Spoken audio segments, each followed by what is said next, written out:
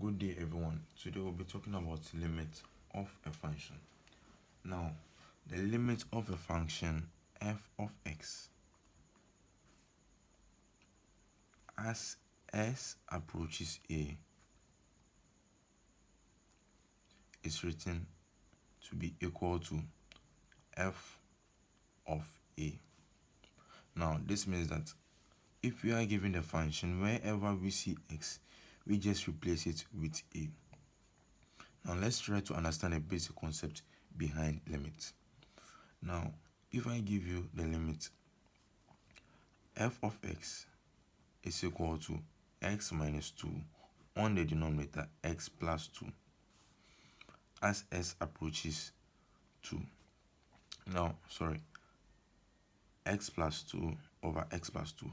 Now, what is the value of this limit? Someone can say we can cancel out the numerator and cancel out the denominator, giving us the value of this limit as 1. But is this true? Now, we have been given as s approaches negative 2. Now, putting the value of negative 2 as x, we obtain negative 2 plus 2 on the denominator, negative 2 plus 2. And this we get 0 over 0. Now, any number on 0 is undefined. So 0 over 0 is also undefined. Now, what this basically means is that this is not true for all values of x. And remember, x is a variable. Therefore, it has to be true for every variable. Therefore, we can't say x is equal to 1. Now, limit helps us to find the real value of x. Do you get it? So if our value of this limit is equal to 1, then we have to see that where x is not equal to negative 2, then we can say x, the value of this limit is equal to 1.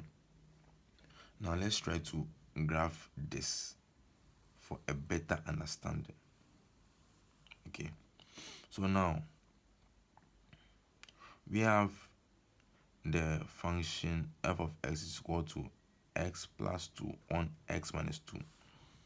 Let's do this quickly. And we have the function here 2. And we have the value of x and y here as 2.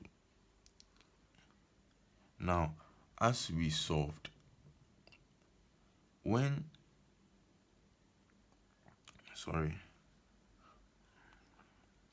this is the value of, but let's overturn our graph, okay? And let's take this. I'm making a little bit of mistakes, but let's take this as negative and negative. I know negative should be down, but as I said, let's turn our graph for easy illustration. If the value of x and y is negative, right, this over here is undefined,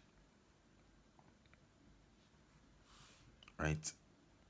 But limit makes us understand that we are not really to get an undefined value, but we have to get the value as we approach x is equal to negative 2. So x is not actually negative 2, but as we approach x is equal to negative 2, we get a value which is not an undefined value.